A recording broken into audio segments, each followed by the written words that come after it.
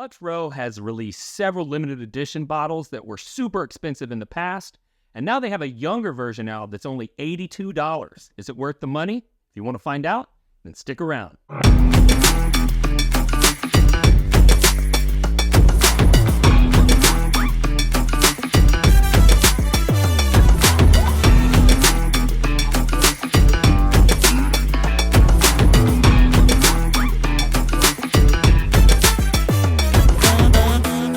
All right, Aaron, before we get into it, we have to say something about this show's sponsor.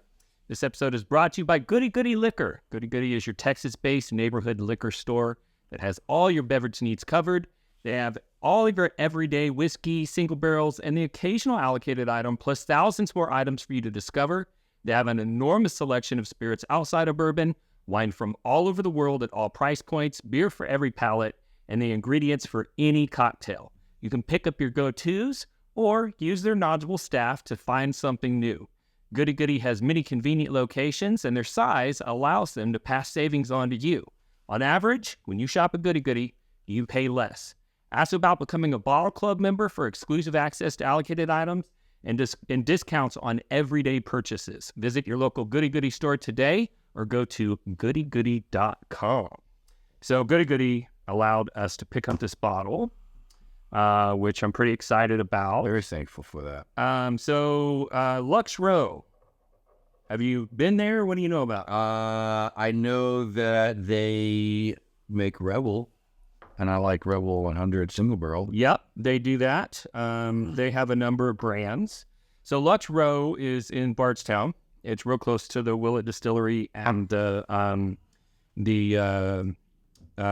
Heaven Hill location.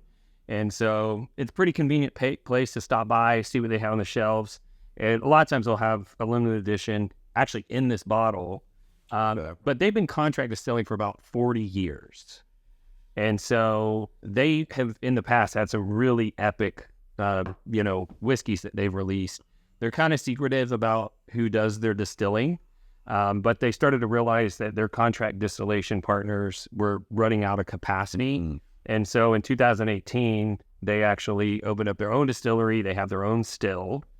And so I'm a little unsure whether or not this is their own distillate. Yeah, because we've got fill dates of August and July of 2018. And so it is conceivable that this is Mary Lux Row distillate. It's possible, although it doesn't say. And this one is an odd bird, because it says it's a double single barrel. Double single barrel and 4 grain. And is it either of those? I don't think so. So I think what they did was they put together 2 single barrels. Okay. One was a rye-based bourbon mash bill. One was a wheat-based bourbon mash bill. And they blended the 2 together to make a 4 grain as opposed to... Okay. Because traditionally a 4 grain there were 4 grains in the original. So 3 plus 3 equals 4 in this situation. Well, because there was overlap of 2 in both of the mash bills. Right. It's no double barrel finish. I don't think so. It's very confusing when you look this bottle up, because they've had other bottlings that have very similar names that are in the same bottle. But I do not believe that this is double barrel finished. Typically when you see that word double, in association with the whiskey, they've poured the whiskey out of the original barrel, put it in a second barrel, and I do not think that is the case with this guy. So proof on this is 115. The SRP is $82. It comes in a 750 ml bottle, and what do you say we nose it up?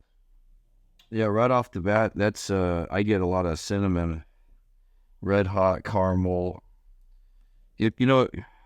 And I could just be thinking of this, but it reminds me of Noah's Mill. Really? Okay. I could be completely wrong, but that's the whiskey that pops in my head. I get and then a Willett product. I get a lot of cinnamon on Willett. Yeah. That's. I wouldn't disagree with that on the nose. Yeah, I could. Because there's a little bit of a. It's been a minute. A perfume note that's kind of underneath.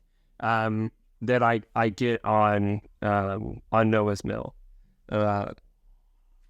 But the nosing experience is pleasant. Pleasant. Yeah, it's nice. Let's taste it up. Tastes a little young. Yep. You know, and then full disclosure, since we just recorded this video and didn't record this video, I'll get a little bit different flavor. Flavor than this than I was. This take two. Yeah. Take two. Yeah. Yeah. So We ran out of space on the SD it's card. still, to me, it's a little one-dimensional. Yeah, it's on the front end. I get like a real basic corn grain note that I get on young whiskey. Yeah. But once I get into the mid palate and the finish, I think things turn more pleasant for me. I'm getting a brown sugar. I'm getting a perfumey note that the only thing I can compare it to is the perfume type note that I get on like a Four Roses. I can see that too. Yeah, it's a little floral. Or like the small batch. Yeah, like the small batch. Or is the one I'm thinking of is the one that's got the brown label, which is the Small batch select. yeah. A little bit of that. Then I'm getting a brown sugar note throughout. Yeah, again, I mean, I get brown sugar, but I'm stuck on that kind of caramel red hot. Caramel red. Yeah, but I'm for sure there's some cinnamon in here. So how would you rate it on a scale of 100? So I'll up it to 69, Okay, so you're gonna rate this one a 69 on a 100-point scale, which is that's not an F. right? I mean, I think a 75 is a good score. Okay, yeah. So for me, I'm gonna put this at about an 80. Oh wow, you like it? I don't love it. I don't hate it. For reference, like a Wild Turkey 101 would be like a 82-ish for me. I'm 75 with that. You're like a I 75. think our scales are just different. Yeah, our scales are a little different, but I would say I'd rate this about 80. So at $82, are you a buy or pass? No, in fact, I think that's one of the reasons as to why my score is influenced in the way that it is, which you shouldn't do. Yeah, on drinking experience, I'm going to call them 80. On the buy or pass, I'm probably a pass. I'm a pass. $82. I think if it was in the 40s, I'd be okay if it'd be an interesting high 40s. Here's my thing: it would be an interesting grab. $40 is a lot of bottles that come into rotation a lot. I don't know that it would make you. I would buy it. I don't know that it would make it into rebuy. Yeah, it'd be a rebuy. Yeah. But it's interesting enough. It's a novelty. Sure. There's a little part of me that feels like they did this to capitalize on the cachet of this bottle, because these bottles are frequently over $200. Yeah. Well, it would be really cool if this was like their juice and was a maybe a first release. I'm just like making stuff up. Yeah, it could be. I don't know. It could be. We don't know. Their website was down. What do you wait to look it up? Who knows? All right. So that concludes our rating. Now it is time for a free giveaway. Oh, cool. What are we doing? Because you guys need to watch every episode, okay? Because we are going to be giving things away. And, I told you they contract distilled for 40 years? Yes. Well, it's rumored that they bought some juice from Bean. Okay. Wise choice. And so I thought I have some beans that are about that old. Oh, really? Yeah. So I am going to be giving away a sample pack of 3 different dusty beans that I have. This one appears to be empty, but I had to move the liquid over into this 375 because the cork broke. This is my birth year bottle from 1978. Okay, wow. This is, it reminds me of the gold vein bottle. Okay. That's so popular. But this is a bean, and it's in a decanter from 74. Bean's Choice, 8 years old. 8 years old. And this one is from 1959. Wow. Distilled in 1952. So we're going to give away 1 ounce of each. Okay, so hold on a second. So this is just, if you wanted to go buy a bottle of White Label back in the day, this is what you were getting it in? This looks pretty wild. Yeah, these are from the Bourbon Dark Ages. So at the time that these were bottled, Beam was having problems getting people to buy their whiskey. Okay. And so they came up with this idea that they were going to bottle things in decanters and make them collector's items. So these are like special editions? Yeah. Something like that? Well, they would do Beam decanter series. Oh, okay. So they'll do like a series of like train cars, right? Or there were vehicle ones. There were everything you can think of.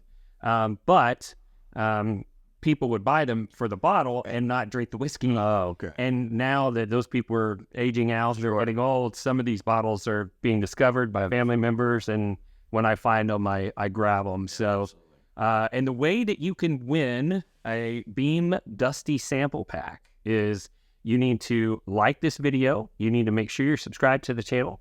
You need to ring the bell, which will notify you when we release new videos so that you can get access to more information and more free giveaways. You need to comment on the video, and you need to click the link in the video description below that gives me your contact information so I can let you know if you won. And we'd like it if you'd share the video with your other whiskey-loving friends. But that's not the only way you can support the channel. We do have a Patreon called Bourbon Real Talk Plus with tons of member benefits. We have a merch page with amazing whiskey merchandise at bourbonrealtalk.com. And Aaron and I are both in the real estate business. We are. So I am a residential real estate agent. And if you need real estate services in the Dallas or Houston metro area, call me. Just know that I give epic bottles as closing gifts. And Aaron, you are a lender. I'm a lender, yeah, in Texas, Oklahoma, Florida, and Colorado. And hopefully we're starting to see things calm down a little bit. So maybe people are going to be starting to get out there and look at houses again. So Yeah. So if you need a residential loan, you can reach out to Aaron if you live in Oklahoma, Texas, Florida, or Colorado. But that's all we have for you today. As always, we love you guys, and we'll see you next time on Bourbon Real Talk. Cheers. Cheers.